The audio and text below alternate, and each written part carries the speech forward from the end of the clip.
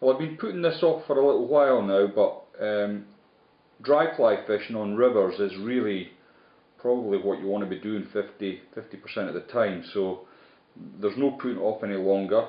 So I'm going to tie a parachute Adams as the first dry fly. Now, is it the simplest fly to tie? Probably not, but if you can master these skills, other dries will be quite easy. So it's the one I'm going to start with anyway. So in the vise there's a Hackle 130 barbless hook. It's a size 12, and the thread I'm going to be tying with is the Vivus GSP, and this is 50 denier. I don't know if you can see that there. First thing I'm going to do is put a little tiny spot of glue just on the shank of the hook. The Vivus is great. I really like this GSP, but it does have its drawbacks. It's super slippy, so I like to just bed it down with a spot of super glue. Even if you use wax with this, it tends to still twist round on the shank of the hook. So I'm going to start a good 1/8 of an inch back using my number 2 scissors. Don't want to blunt them. I'm going to cut that waste away. The first thing I'm going to do is tie in my wing post. Now I use a product called Aero Wing. Sorry there's no packaging here, but I'm going to use the pink one, and it's really good stuff. I've not found anything better than this actually, and I've tried various other manufacturers, Antron and stuff, and some people use CDC, but I really like this. So what I'm going to do with my strand of Aero Wing is fold it in half, and then I'm going to fold it again, like so. It's really expensive, that's why I'm being so tight with the measurement. So once I've got that, I'm going to dress it up to the hook, catch the little bit with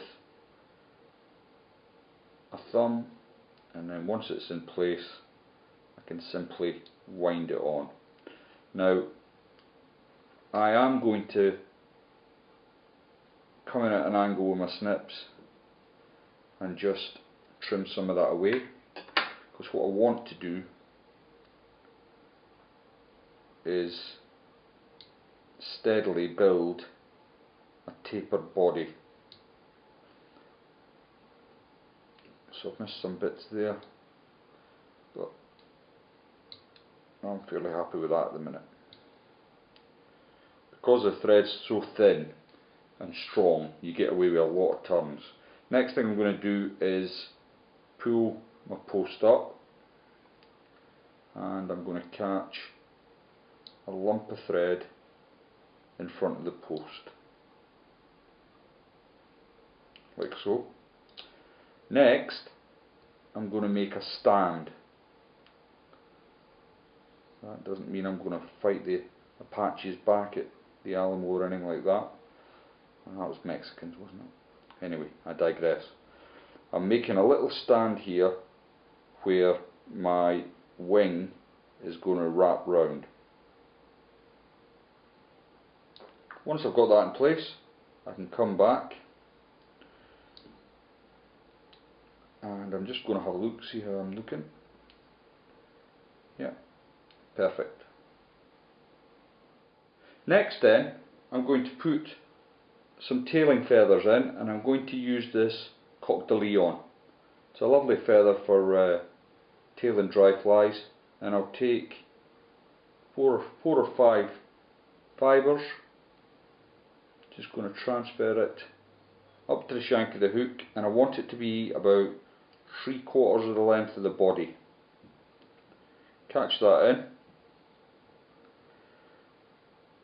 Just check the length. Once you're happy you've got the right length, just come in and make a loop under your feathers, and what this does is just help splay them out, and then I can pull my waist to the side and trim that up. Now I'm going to use a gold rib on this. Normally I don't much bother with ribbons on this, but I'm going to use this Danville's fine gold wire on this occasion, just to add another ingredient to the fly. And it's just another skill set, ribbon a dry fly. You've got to use very fine wire though, you don't want to add any more weight than is required. I'm going to use some scruffy dubbing to make on body. It's the natural boosted, this one, and I want it to be quite tightly dubbed to the thread. So I don't want a big bushy body, which it does very well. I want it just nice and tight, packed in there. I'm going to bring it in front of me like so.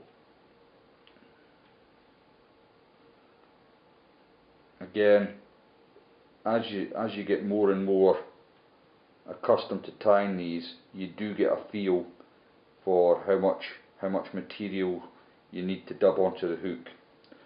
Now I've got a little bit there that's just annoying me, so I'm going to get that out of my way. So I came this way with my body dubbing. I'm now going to come the opposite way with my rib.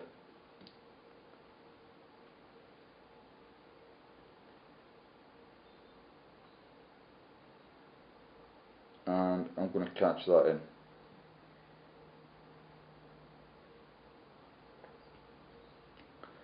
Once I've caught it in 3 turns, I'm holding my thread under tension, and I'm just going to wind my wire off until it departs company with the fly.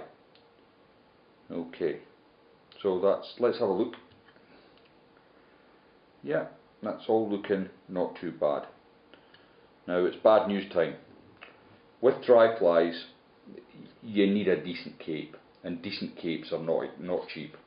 They'll cost you a bit of money. I've got a grizzle cape here that I'm going to use for the wing. That's because it's the best cape I own at the moment currently. And I've selected a feather from it. I generally like to tie this fly with a brown feather, but I can't for the life of me find my cape. So I'm going to use this. And the first thing to do is expose a little bit of the core. Now this will give you more than 1 or 2 flies. It's a big long feather and it's in good nick. So when you're selecting your capes, it's very difficult not to want to put your hands on it. So buying it online, I would never do that. I would want to go to the shop, see the cape, and pick the one I wanted. Okay, so expensive capes aside, let's use what we've got. So I've exposed about 1/8 of an inch at the bottom of the hackle. Now the feather has an outside and an inside. I've got the inside towards me, and I'm going to catch that in like so. 1, 2. Before I do anything else, I'm just going to put a little bit of wax on this thread just to give me a little bit of grip. Pull your head back and catch the rest of the stalk in there. Now the next thing to do is come right to the front of the eye of your hook. So I'm right in here now, and I'm going to take another small pinch of dubbing from a packet, and I'm going to just gently put that on. You can't be too bullish with a vise when you're tying these flies, because you'll just bend the hook, and I'm sure you'll pull some straight in frustration, as I have done over the years. Pull your head back, and we're going to start winding that on like so. Once you've got to there, come over diagonally, lift your feather up out the way, come in at the back like so, and then your very last turn I want you to come round away from your body and bring it round the front of the post like that, and that's you ready to wrap your wing. Now when I first started learning to do this, I said to the boy that was teaching me at the time, well, how many wraps? And he said 3 or 4, but it's not the post really that keeps your fly from floating, it's the wing. So what I do is I don't have a set number of turns, I just keep going until I'm content that there's enough fibres there that it will hold the fly nicely in the surface film. And the better quality feathers you've got, the better it'll float. So what I'm going to do now, I've got my feather, I've got my last wrap done, and I'm now going to come taking care to get my thread under all the hackles. I don't want to catch any of my hackling feathers in, and I'm going to give that a couple of turns.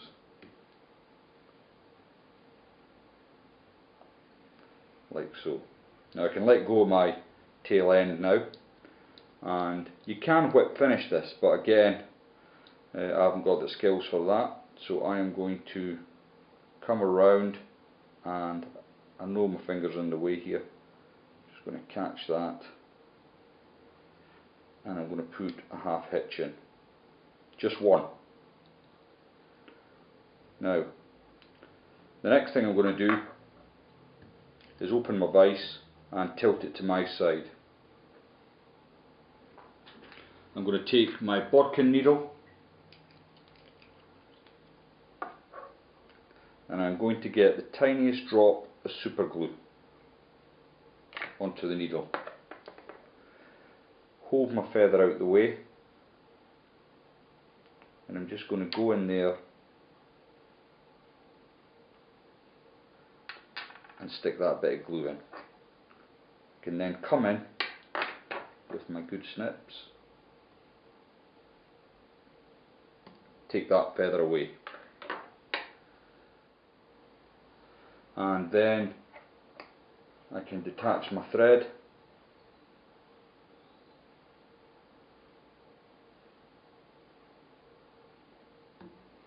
like so,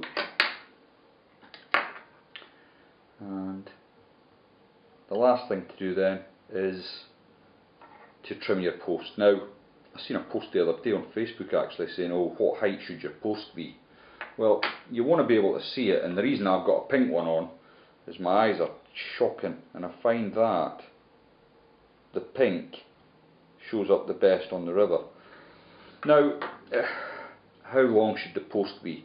If you make it too long, what you'll find is your fly will lie on its side in the water. This is about right, so for this size of fly, and all I'm going to do is just come in and rough up my post a little bit.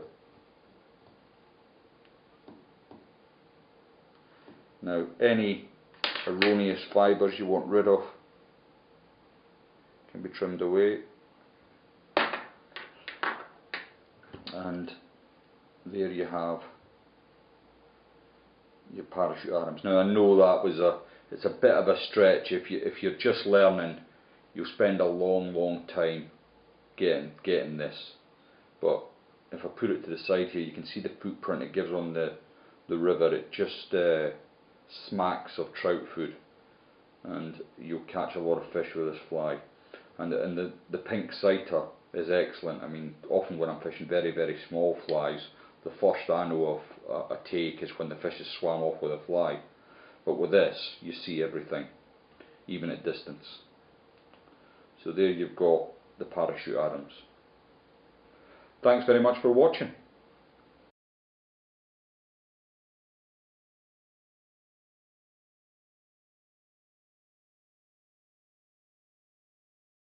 Wire. This is the Danville's fine wire. Nice shade of gold there.